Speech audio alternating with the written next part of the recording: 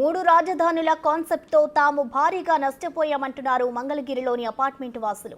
ఎన్నికల ప్రచారానికి వచ్చిన వైసీపీ నాయకులకు ఇదే విషయాన్ని సూటిగా చెప్పేశారు. వచ్చే ఎన్నికల్లో ఆ ప్రభావం తప్పదన్నారు. ఈరోజు జగన్మోహన్ రెడ్డి గారు తాడేపల్లిలో నివసిస్తున్నారు. నెక్స్ట్ గవర్నమెంట్ వస్తుంది, గవర్నమెంట్ ఆఫీసెస్ అన్ని వైజాగ్కి వెళ్ళిపోతాయి. మోస్ట్ ఆఫ్ ద డెవలప్మెంట్ మళ్ళీ ఆగిపోతుంది.